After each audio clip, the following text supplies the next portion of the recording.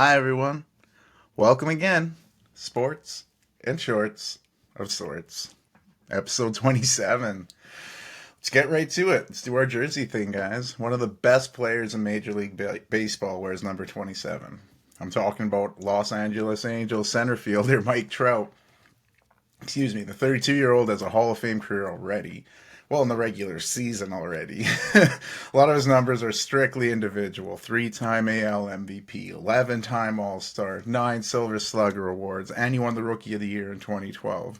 One of the greatest players of his generation, but his biggest enemy has been the injured list. As great as he is, like, durability issues have been the problem, and that helps contribute to the Angels' lack of postseason play. Even when teamed with like Shohei Ohtani, another generational talent, they haven't been able to get to the postseason. And like they made some moves at the deadline. Now there's news that the Angels are even looking at, answering calls for Mike Trout. So I don't know what's going to happen with him. Maybe he won't wear number 27 much longer. Maybe he'll go to a team where he'll get to the postseason. But either way, you have to mention him, one of the best to play the game. But sticking with baseball, another one that comes when you think number 27, a father of a current player, Vladimir Guerrero. His days in Montreal with the Expos and then his later days with the Angels. The big Dominican was one of the best bad ball hitters of all time, swinging at things normally people wouldn't swing at and getting hits out of them.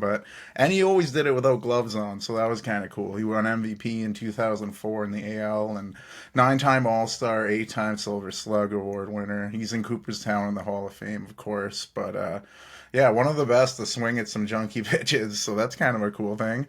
Sticking with baseball, I'll go a little before my time and possessor of a cool nickname. I'm talking about Hall of Famer Catfish Hunter. He may have wore the 29 where he was with the Yankees and won 2 World Series, but he's mostly known for his time with the Athletics where he wore the 27. And he's part of those athletic teams that won 3 straight World Series from 72 to 74. His 27 is retired with the franchise, and he threw a perfect game in 68. Over his career, Catfish would earn 8 All-Star appearances, as well as the AL Cy Young in 74.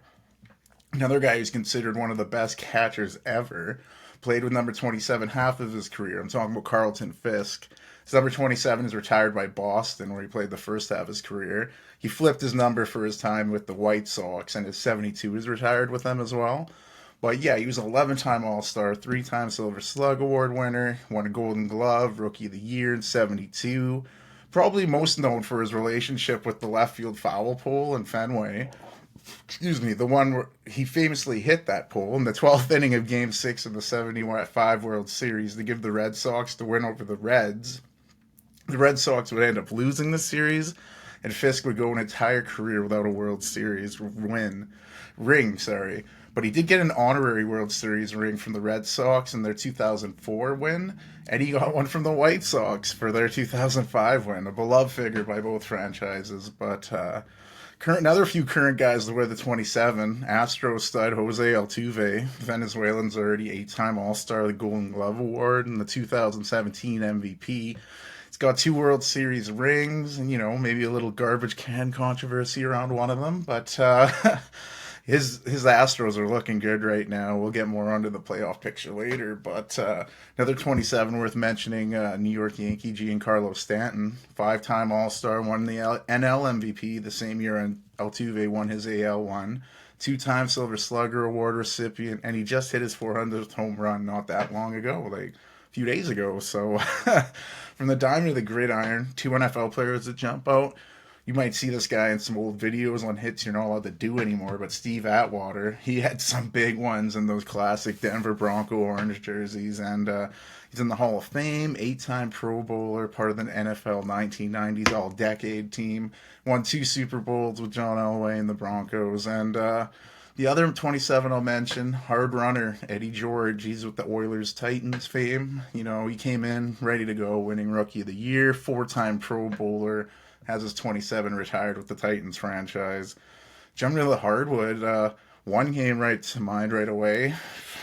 Recent NBA champion Jamal Murray, Kitchener, Ontario, with his full redemption tour from the ACL tear to coming back and helping raise the Larry O'Brien trophy. He hasn't made an All-Star game yet, which seems crazy, but I got to see one in his future, especially the way he balled out all playoffs. But yeah, he's committed to Team Canada basketball. He didn't play this past FIBA World Cup, which we'll also get to a little later, but it's cool to see him involved with the team. And the last 27 I'll mention in hoops there, Stifle Tower. You might know him as Rudy Gobert, the big Frenchman. He wears 27 with the Jazz, with France, with the Timberwolves. You know, he's three-time All-Star, three-time Defensive Player of the Year. That's pretty big. And yeah, made all defensive teams six times. And finishing our jersey segment, we'll go to the rink. And he's one of the best leaders in the NHL. I'm talking about Scott Niedermayer, most known for his time as a New Jersey Devil. Great years there, and he had some great years with Anaheim, winning 3 cups with the Devils, one with the Ducks. A captain everyone respected, not just because he was a good guy, but his accolades backed him up. 5-time All-Star, won the Norris Trophy in 2004 and the Conn Smythe in 2007. 2 Olympic gold medals with Canada. He was part of that awesome Salt Lake City team in 2002 and the one in Vancouver in 2010. But some really cool names on that jersey list. And you think NFL, let's start with, well, hold up. Before we could get up and watch football, we were experiencing some great basketball in the morning. The FIBA World Cup was wrapping up. And, excuse me, we might not have had the medal games we were expecting. I'll get to that, because in our semifinals, we had Canada and Serbia, right? We're like, okay, Canada, Serbia, U.S., Germany. Let's see Canada, U.S. matchup. Everybody wanted it, and we got it, but just not for gold. And I'll tell you why. Serbia, they outmuscled Canada. You know, they got Shea in foul trouble, took advantage of it. Anytime Canada would try to come back in the third quarter, they got within 5, but Serbia just ran away with it. They you could tell the chemistry was there. I'm hoping Canada can build that chemistry. They have throughout this tournament, qualifying for the Paris Olympics already. But Serbia, they earned that game, you know. And then U.S. Germany, they had played before this tournament, and you know, like a little exhibition to get ready for the tournament. And Germany was up big, and U.S. had to come back with Anthony Edwards putting like 16-point lead they had late until Edwards came up and brought them back. And in this semifinal, Germany was up again. They were on fire, hitting everything. Daniel Theis had one of the games of his life, if not the game of his life. And Germany was up late. The U.S. was trying to come back, but it was too little too late. And the Germans would hold on for the upset, you know, setting up an all-Euro final and giving us all that Canada-U.S. matchup just for, as I said, a different kind of medal. They were going for bronze. And conveniently, with the Manila time difference, that game was on at 2:45 a.m. our time, a little early. Luckily, Sportsnet had the delay, so I could watch it a little delayed, because I wasn't up for that, unfortunately. But man, what a game. It was, Canada was up, U.S. came back. It was back and forth, but it looked like Canada had it late. They were up 4. Mikal Bridges was at the line. He hits the first, intentionally missed the second. He knew right where it was going, ran to it, caught it, hit the 3 with like 0.4 seconds left to tie the game and force overtime at 111. Like, wow, I didn't know how Canada would respond after something like that. You had the win, and then it was taken away in like the most ridiculous fashion. But in overtime, Shea Gilgeous-Alexander made some moves. He had Reeves and Bridges come at him, made a little cross. He put Bridges right on his butt, right out of an and one tape. And then the villain, the self-proclaimed villain everybody loves to hate, Dylan Brooks, played the game of his life. 39 points with 7 threes. Like, he's that guy. He's the bad man. You know, Canada wins their first medal in FIBA in years, and we already said we're qualified for the Olympics. I'm so proud of these guys to beat the Americans like that. Oh, what a game. And it's got to be tough for USA to not medal in this. And they were talking about how this is a gold medal team. Well, not now, it isn't. And that gold medal game, I'll jump to that because it was an exciting one. Like I said, 2 European studs. These guys have been playing great. And this is all, of course, without Serbia having Nikola Jokic, who wasn't involved with the team. Much like Canada doesn't have Jamal Murray, they just won the championship with the Nuggets. And they're, you know, they got to get ready for next season, too. I'm sure they'll be ready for the Olympics. But anyway, back to this gold medal game and the people who were playing. Serbia took on Germany, and it was back and forth. We went in halftime all tied up. Germany was starting to, get away with it in a bit. And Alexa Avramovic, he's a spark plug, both ends of the floor, pressure defense. He was hitting big threes. But then, newly signed Toronto Raptor Dennis Schroeder showed why he's the MVP of this tournament, making huge plays. Like, they'd pressure him and he'd dribble out of it. That's the importance of having a point guard that can dribble out of those situations without even having to give it up. Phenomenal. But he did what he needed to do. The Germans hit shots. The big men made big rebounds when they needed. Germany held on to win 83-77, their first gold medal in the FIBA World Cup. The German inside of me is super pumped. Looking forward to what they can do in the Olympics in Paris. Like, wow, I know we already have a great NBA season coming up, but the Olympics in Paris are going to be wild. Everyone's going to show out. Wembanyama's going to be there as long as no one gets hurt. Oh, injuries suck. Hopefully everything goes well, but give it up for the people that host the tournament, and the Philippines were hosting the finals. Like, wow, what a tournament. I enjoyed it, even with that wacky time difference here. It was great stuff. But hey, dun dun dun dun dun dun dun dun. Let's go, NFL. Sunday, week 1. It came in with a bang Thursday night, right? Everybody's expecting the Chiefs to win, even without Travis Kelce, who had hyperextended his knee. And you had Chris Jones, who still hasn't signed yet. And Detroit didn't give two fucks. They came in expecting to win that game, and they won that game. Granted, Kadarius Toney was playing like he had no hands, but he had one right into his hands that popped up and went back for a pick six. Mahomes did what he can, but it shows you in the game of football, one person cannot win it for you. And the Lions showed what a team can do, and they came in as a fellow NFC North team, the Green Bay Packers. I'm a little worried about them, but well, yikes. The Lions came out swinging and started the season how they wanted to, and Sunday games came in fast and furious, and it's the best time of the year because every team thinks they have a chance. There's some that are like, I don't know how great we are this year, but maybe we'll surprise people. Maybe anything can happen. And that is just why you come out and do this, because anything can happen. For example, the first game I'll mention here, the Bengals, right? Joe Burrow signed that huge deal, biggest deal ever. He's coming in, Joey Burrow swag. Hasn't played much. He had that calf injury, right? So he missed all the preseason. He'd be rusty, but yikes. They came in and Cleveland dominated that. Deshaun Watson showed flashes of his old self, which is probably not good for massage therapists, but on the field it was really good. And he looked phenomenal. Like, the Bengals were out of this. Burrow was benched late. Didn't want to risk injury. It was a rainy one, but the rain clouds were definitely over the Bengals. Yikes. And, next game would jump to the Ravens. They flexed on the number 2 pick in the draft, C.J. Stroud. He made his debut, and it didn't go well. Starting off against the Ravens isn't usually a good place to start. And J.K. Dobbins had a score on the game, but sad news for him as he tore his Achilles, and devastating week 1, and he's already out for the year. But as I said, more shock in the league, like the Browns beating the Bengals. No one saw that. How's this one up for size? NFC South champs. I don't even know how they won the division last year. Bucks beating the NFC North champs of last year, the Vikings. The Vikings are coming in with all this swag. Kirk Cousins has all this Netflix cred from the quarterback series, and Baker Mayfield, he's like, whatever, third team week 1 and 3 straight seasons. He was with the Browns, and then last year with the Panthers, this year with the Buccaneers. Third time's a try, right? Or the third time's a charm. There we go. He led the Buccaneers to a victory. Granted, Kirk Cousins made some big mistakes. It was fumbleitis, pick city.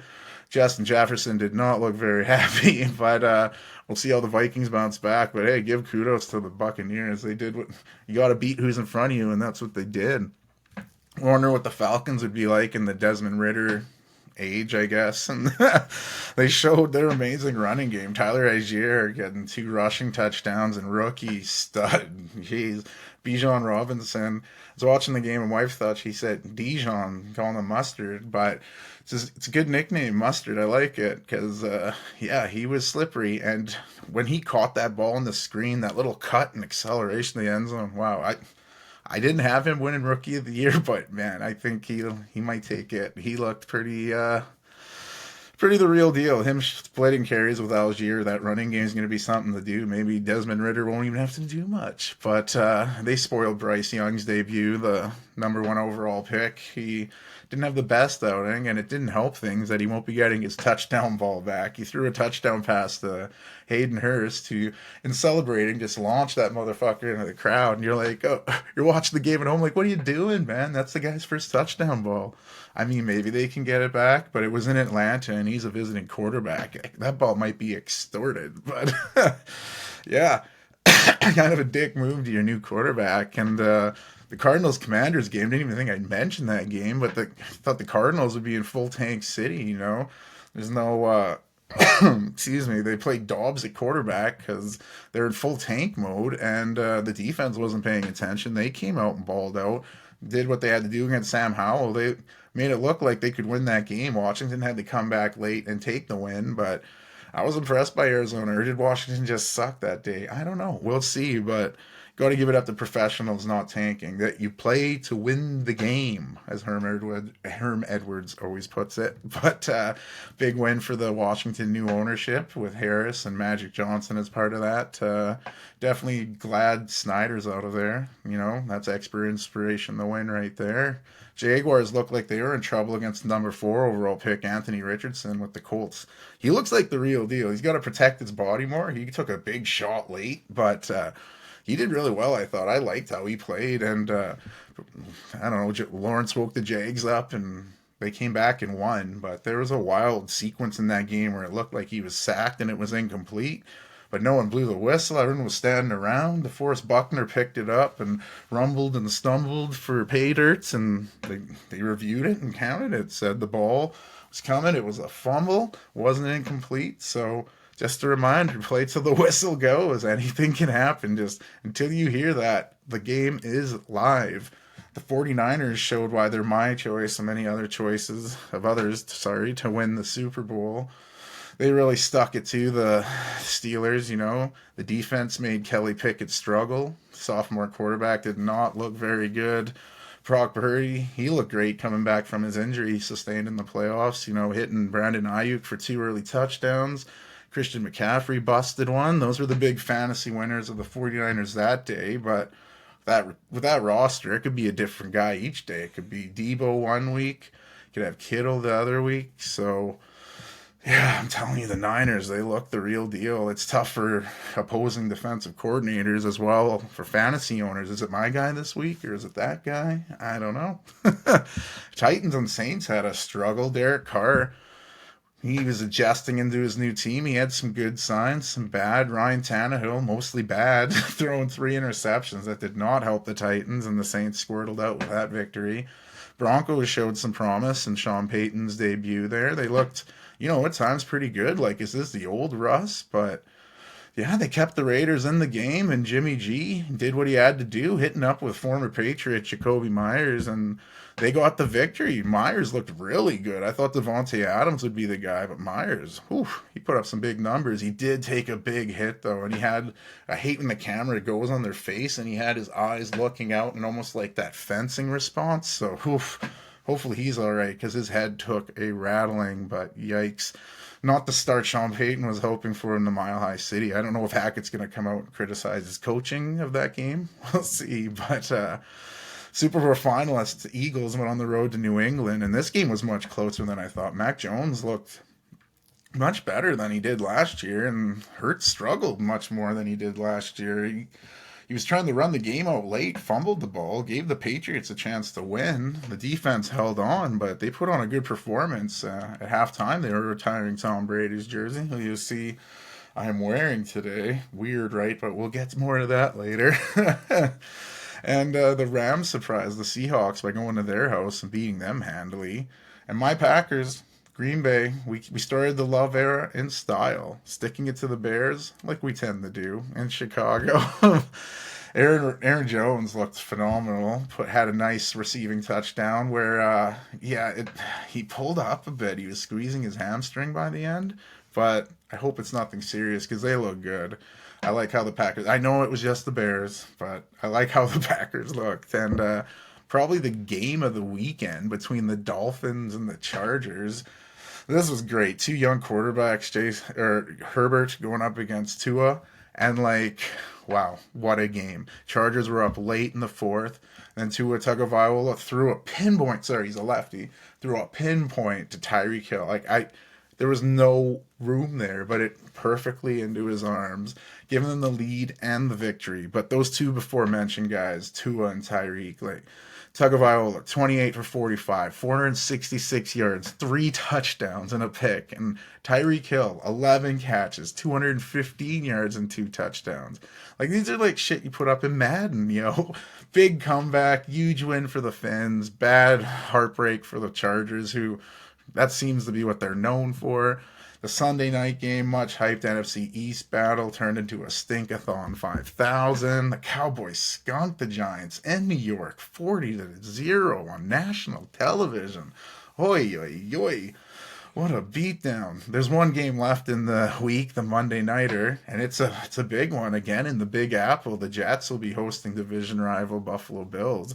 This is big. Some people have the Bills going to the Super Bowl. I do. I have them losing to the 49ers. We'll see if that happens. But the Jets are bringing in their new toy, Aaron Rodgers, right? 4-time MVP. We saw the Hard Knocks. We know the build-up. So much build-up. Let's see what's going to happen. It's in New York because today, as I'm recording, this is September 11th, 22 years ago.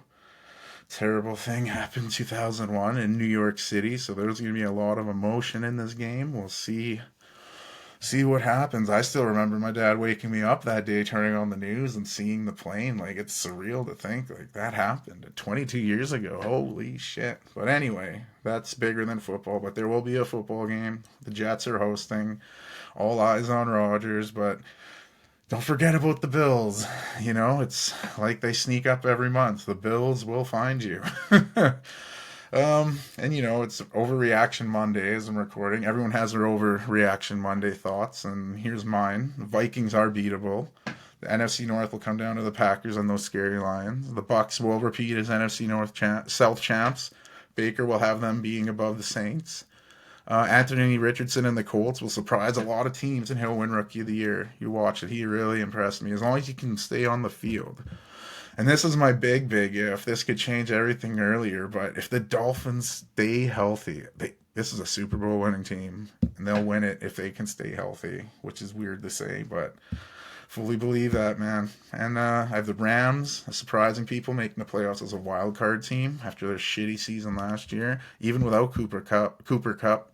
Watch out for wide receiver Puka Nakua. I'm already saying it around. I was watching him light it up yesterday, and I put a waiver wire. Hope I get him. He's looking like the real deal. I hate to say it because my buddy Kyle's a Giants fan. I think they're going to be in the basement of that NFC East. Might have buyer's remorse on Danny Dimes in that one, but those are my reactions. Some big matches to look at in week 2. Ravens, Bengals, Chiefs, Jaguars, and 49ers, Rams. I have the Ravens, Jaguars, and 49ers winning those. Yeah, you heard that right. The Chiefs will be 0-2 after week 2. But enough football. Let's go to Flushing Meadows. U.S. Open wrapped up, right? Last Grand Slam of the year. Craziness. Coco Gauff, the 19-year-old, doing her thing and winning in 3 sets over Arina Sabalenka. She dropped the first one. Looked kind of concerning, but she'd go on to win the next 2. Had the crowd behind her. Massive. She'll jump up to 3rd in the world rankings, and the way she handles herself, she's just way above her years here. She looked great. I think we're seeing the beginning of the Coco Gauff era. It's really exciting. I, of course, picked Iga Swiatek to win, who went out in the round of 16. But Coco Gauff, look for it next year. Australian Open will be the next major in January. Like I said, this is the last one of the year. But that was the women's side. The men's side, everybody wanted that Alcaraz-Djokovic final, and semifinals were looking like we were going to get there, but Daniil Medvedev said, hey, what about me? And he beat the Spaniard 3-1 to set up a big round with the Joker. everybody wanted the big American Ben Shelton to play in the final, and the Joker was like, "Are you kidding me?" Beat him in straight sets, and Shelton was known for his little signature celebration where he had the phone and he'd hang it up, hang it up, even though I think he's too young to have a phone like that. But, you hang that phone up, and as Djokovic got his match point, he held it up and he slammed that shit, and everyone's like, "Hey, that's rude. That's not what a champion should do to a youngster." But it's like, bro, that guy was the one cocky doing that shit. He just put it in his face. Didn't want him to do it. He should have beat him.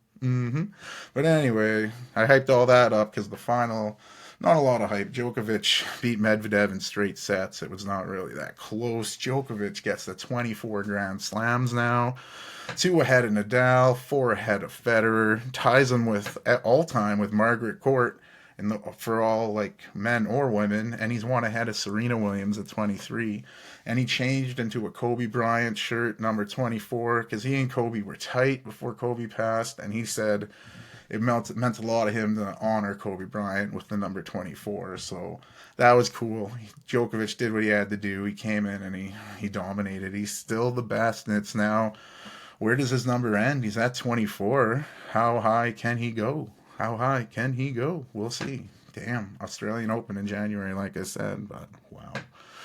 Going the footy, there was international breaks all over, but huge news coming out of Spain. We've been talking about the story on the podcast quite a bit about the Spanish Soccer Federation president, Luis Rubiales. He's resigning from his position. The pressure is finally mounted up, and this piece of shit finally said, okay, I'm going to leave. We all know he planted that unwanted kiss on Hermoso's lips after the Spanish side won the Women's World Cup. He stood his ground, saying he did nothing wrong, and his higher-ups supported him. They were looking at even suing Hermoso for the shit she was saying, as we covered in this podcast. But the international support grew for the Spanish women. They all said they wouldn't play another game as long as that shithead was still there, and everybody stood their ground until he finally said, okay, I'll leave, and he's gone. So, massive win, for women's sports, and another brick in the foundation that is leading to stability and accountability in women's sports. So, bravo.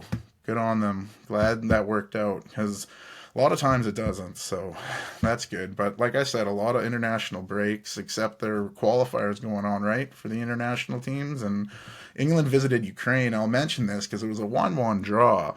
And Gareth Southgate's selection of the English roster deserves some criticism, I believe, because Maguire, he's barely playing for Manchester United. You got Jordan Henderson, who's playing midfield in the Saudi League. I know they're getting better players, but the quality of play isn't quite there yet. So why are they getting time? Why is Phil Foden on the bench? Why is Rashford on the bench? Why is Maguire in the lineup?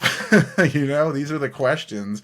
The English tabloids are questioning him more than us here in Canada, but wow, makes you think. And like I said, not many leagues were playing, but our friends Wrexham were playing in the League Two. Super Paul Mullen returned from his long injury absence. He sustained a punctured lung while the team was touring in America. Of course, comes America and gets a punctured lung. It's the American way, but his return helped the Red Dragons. He substituted into the game the 60 minutes. It was all tied up at 1-1. In the 88th, Elliot Lee scored the winning goal in front of the racecourse crowd. Big win for Wrexham. And this week, watch Disney Plus. The season 2 of Welcome to Wrexham returns, so it'll be interesting to see how that goes. And last footy mention, the MLS. Many worried Inter Miami wouldn't win with Lionel Messi on his Argentinian duty, but they beat Sporting KC 3-2. And how did Messi do while playing for Argentina? Oh, he just scored the winner, a free kick right into the corner, and a 1-0 victory over Ecuador. Man, he's something else. But we'll go to baseball here. Big news is Julio Urias. Oh, this one was not another good news in baseball. Another person going on administrative leave for domestic violence. This will be his second time going on there, and this is very unfortunate. We don't know what the league will do. This is unprecedented. Someone getting put onto this second time for this reasoning. It's in 2019. It was stemming from domestic battery for an alleged physical altercation with a woman in a parking lot. He was never charged, but he was still suspended. This is involving a spouse. We don't know what's going to happen with this. Going on the field wise, Dodgers pitching's in a little iffy right now. Clayton Kershaw is returning from injury. There's talks his velocity's dipped a little bit. Like, they have a good advantage in their division, but this could be costly for the Dodgers. But more importantly is what happens, with him off the field. Like, oh, yikes. And the other big news I thought I'd have to mention in baseball is Steven Strasburg had his retirement conference canceled this weekend because financial issues. He signed that huge contract and he's barely played. And his injuries are forcing him to retire. And the Nationals are trying to be like, hey, I know you signed that, but let's change this contract, And their scouting department's gutted. They've laid off like 12 employees. Mike Rizzo is unsigned beyond 2023. We don't know what the Nationals are doing. They're looking at a fuck zone city here, and they're trying to make Strasburg give his money back. In my opinion, he signed that contract. You keep that money, especially the way they're acting right now. Fuck that. Keep your money and run. The Jays hosted the Athletics in the beginning of the week, and, the A's are pretty bad this year, so we're hoping the Jays could take advantage of that. They'd take the first in extra innings. The second was a nice trouncing. Chris Bassett looked good against his old team, going 8 strong, getting his 14th win of the year, and they do what the classic Jays have done this year. They drop that third game to the struggling A's 5-2, and you'd be like, God damn it. Well, at least they're going home to host the Royals, and it was good. Bo Bichette was coming back, so that was looking real exciting. And then they found out Danny Jansen had to have surgery on his finger. That seems to get hit every second game when he was playing, but he's out until October, so he's missing the regular season. But if the Jays can make it to the postseason, there's a chance he can come back. And they needed to beat the Royals, and in this 3-game stand, they did 5-4, 5-1, 5-2. So they did what they had to do. They got 5 out of 6 this week, and big week for the Jays. They have 4 against the Rangers. I'll be talking about the wild card right away here, and you'll see why that's so big. And then a 3-game stand against the Red Sox. But one thing I got to shout out in that Royal series, Royal catcher Salvador Perez became the 41st person to catch 10,000 innings. The first Royal to do it, and the second Venezuelan since Ramon Hernandez. I just thought I'd have to mention that.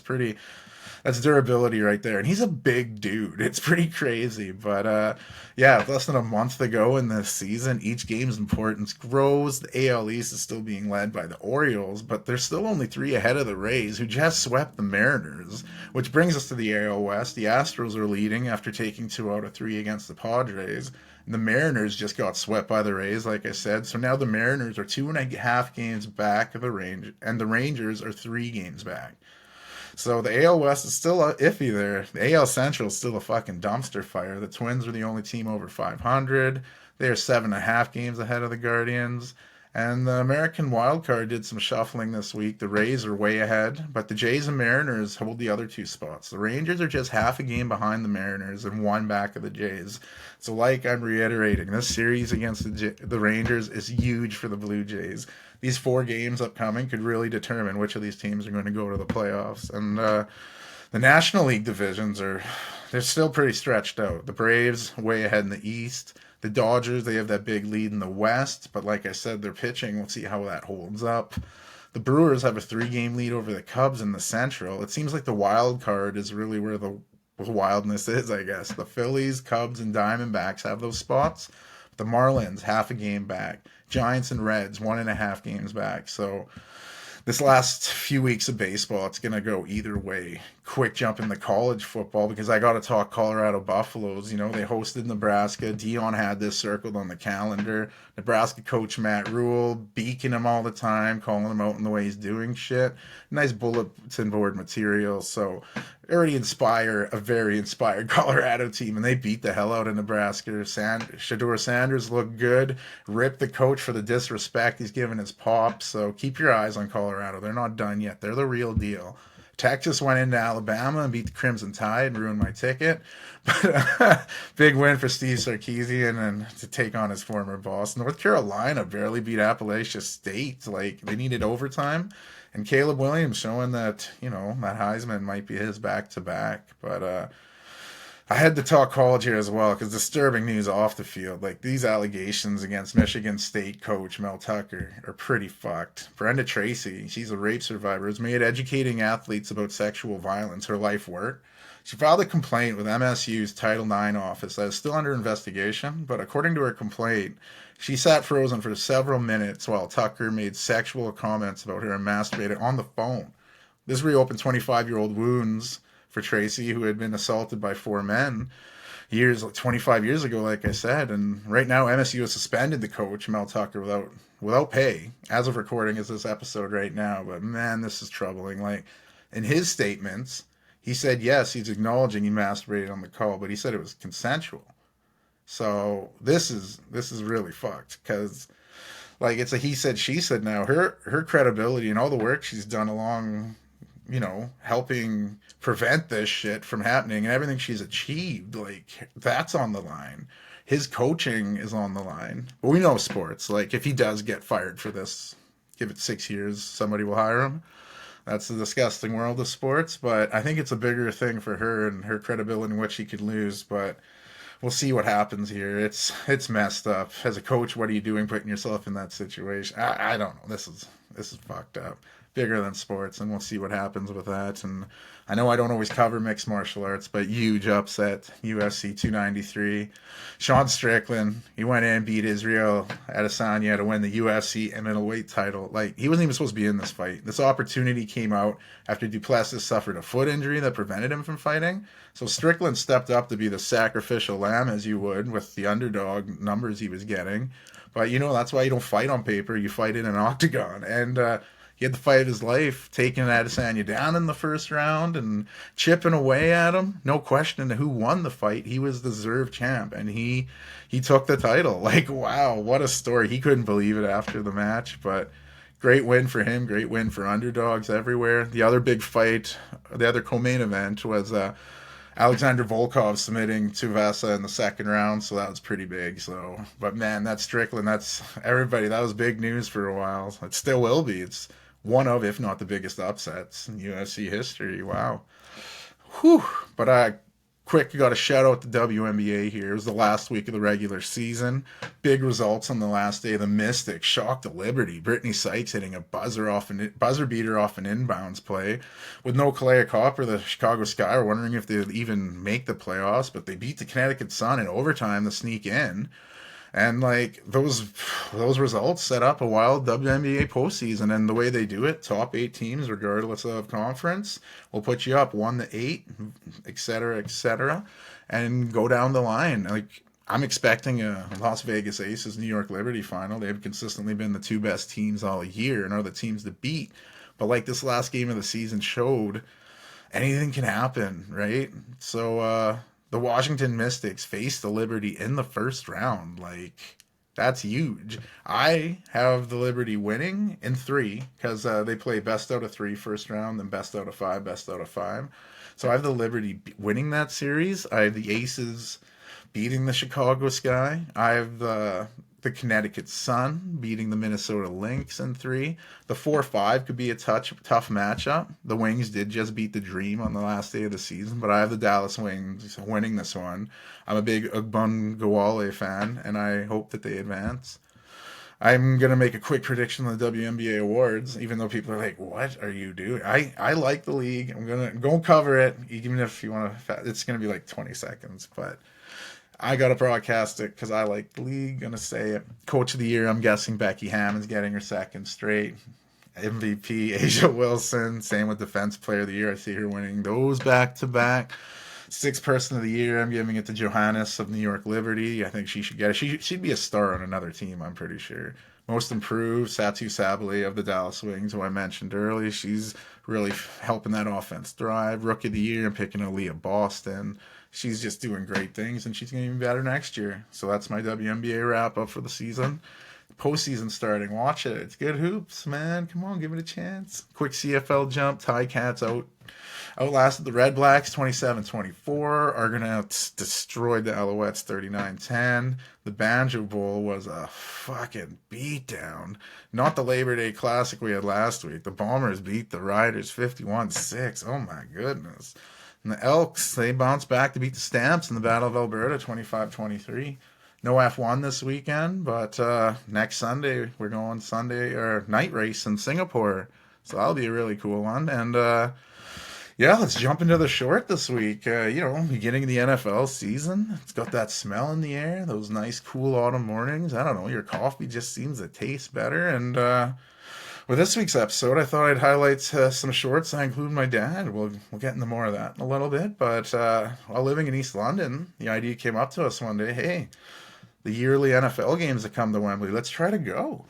Tickets are a little steep, but check Gumtree, right? You know, the UK Kijiji. Found some tickets. Met the people by the Parliament buildings or whatever. Go to the game. Get the tickets. Their friends couldn't join, so I'm like, whatever, bummer for them, win for us. And it was between the Patriots and the Buccaneers. I don't really like either team, but it's gonna be my first game. My dad had been to a game years before, but this was my first. And you know, Wembley, it's a beautiful stadium. You know, a spectacle as you approach it. All kinds of cool NFL activities going on. You know, I'm like, I gotta buy a jersey for the occasion. I don't really like either team. Like, I can't get a Josh Freeman jersey. No offense to the Tampa Bay quarterback who had a short NFL career. And I'm like, Rondé Barber's pretty good. Defensive back, we shouted out in episode 20 in our shout-outs. But I said, you know what? Fuck it. Let's go with the GOAT. And that's why I'm wearing this. Yes, Tom Brady. Someone I never cheer for, but I do possess a jersey. I mean, my wife wears this jersey a lot more than I do. But anyway, it's kind of good timing as he was honored in the last New England game this weekend against the Eagles. But so that timing worked out. But this was a really cool experience. You know, the game was one-sided. The Patriots beat the hell out of the Buccaneers, but what a game to be a part of. And, you know, when you're leaving a big event like this, they kind of separate the crowds to get people in the underground, hold up, let the next wave go. I was pretty inebriated, you know, and I remember we stopped as the cops stopped us, but I was looking at the Bobby, and then I started petting his horse, and they're like, don't touch the horse. And I'm like, okay. They don't like you touching the horse, I guess. And, you know, I got the hiccups at this point. My dad and I finally get on the tube. I'm just hiccuping on the ride, and there's a family near us, and they're shitting on me in German, I guess. And they didn't realize my dad knew German, so he responded in German, basically saying, hey, are you beaking my son? So once they realized their shit talking could be understood, they played nice. But, and it was pretty cool, even though I was hiccuping drunk. What a fun night that was, and a cool memory I'll never forget. And the other short I have to mention over there, again, comes from over in London with my dad. The one day we were just like, you know what? Fuck it. Let's use public transit. Let's go to all the Premiership clubs that are in the league this year. Let's go to all their home stadiums that are in London, you know, because teams can get relegated, things can change. But man, what a day. Like, we'd already been to Upton Park a few times, gone to games. I had gone to the gift shop to get a jersey made up the one day. I checked out the Bobby Moore statue. Like, I'd done all the West Ham shit, and that's why I really want to see their new stadium, because I loved Upton Park. I heard the new one doesn't have the atmosphere, but we'll see. I'll get there one day. But back to the story. We had done Upton Park already, right? So we're like, that one's already checked off. We start with Tottenham. We go to White Hart Lane. Really cool to see, right? North London. Cooler now even because they no longer play there. They play at the difficultly named Tottenham Hotspur Stadium. But yeah, what a cool place to start our tour, really get it going. And we thought, okay, next please, go to the North London rivals, Arsenal. They play at the Emirates Stadium. Really nice stadium. It was a bit of an upgrade from White Hart Lane, which is probably why White Hart Lane got replaced with a newer stadium. But anyway, cool to check it out. It's not that far from where Tottenham played, so you can see why they're big rivals. And they have this big cannon, right? Because they're the Gunners. So, of course, I got the picture where you stand behind the cannon, where it looks like a wiener. Classic male picture. Everyone's got to do it. But we started there, right? We did the Tottenham, we did the Arsenal. We headed out to West London to go to Stamford Bridge, where Chelsea plays. West London, if you haven't been there compared to East London, North London, it looks a lot different. A little more posh, if you would. But not Chelsea, though. Their fans are bums. No, I'm kidding. But anyway, yeah, it was really cool to check out. A very unique stadium as well. And went in, got my boy Toad a scarf. For some reason, he likes Chelsea. But yeah, it was a really cool stop. And our last stadium stop of the day was also in West London. We went to Craven Cottage. Like, if you ever want to look an old-timey cool stadium, look up Craven Cottage. It's where Fulham plays. It's got an old kind of look with turrets. You expect a drawbridge to come down. Like, it's really cool. It's right on the River Thames. A really cool stadium. Probably my best stop of the day, I thought. You know, we had stopped for a pint near Stamford Bridge, but Craven Cottage was probably my favorite visit of the day. And yeah, after that, we'd go back to East London and call it a day. But man, what a day! Stapled in my head, and it was near the end of summer, early fall, so you always get that smell, and that's just it, right? So it's even bigger now because September 12th it'll be 2 years since my dad's passed, and time has made things easier to cope with stuff, but the hurt's still there. It'll never go away. But talking about the excitements of football makes me happy in one aspect, but it makes me sad in the other because this passion and this love I have for the game is really instilled by him, right? And you know, you watch sports with someone, you get on a certain level with them, and you can't always connect with someone like that. So yeah, it's always going to be a tough one there. We had like a special connection on a sports level that can't really be replicated, but that's life, right? And September 11th, like we mentioned it 22 years ago, the impact that has on people to this day, the sadness it brings up, and the tears it provokes some people from just mentioning it, right? It's gonna hurt people, and selfishly, the 12th that's that day for me.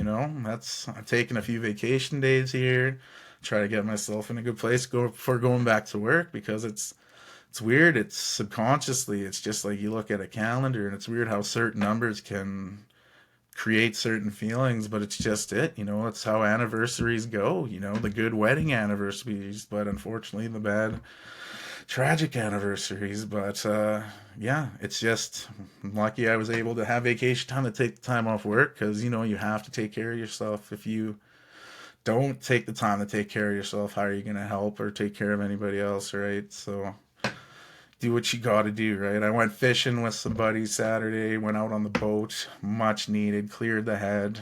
Thanks, guys, really needed that. Shout out to my wife, she's been a rock for me the last few days. So, you the babe, Caitlin. And yeah, see you my mom Friday for our weekly lunch breakfast routine. Always a pleasure. Love you, mom, and that's life, right? She's tough. She's got great sports. She's got bad deaths, disasters, newborns. You have all kinds of good and bad, so take it as it comes. Love life, love hard. Try to be the best you that you can be so that when you leave this earth, people reminisce about you and they smile. That's the ticket right there, but miss you and love you, Dad. I got his urn right there. I'm pointing to it with my thumb. Doot, doot, doot. But that's it, guys. Episode 27. Episode 27 in the books. Thanks for coming out. Rent City out.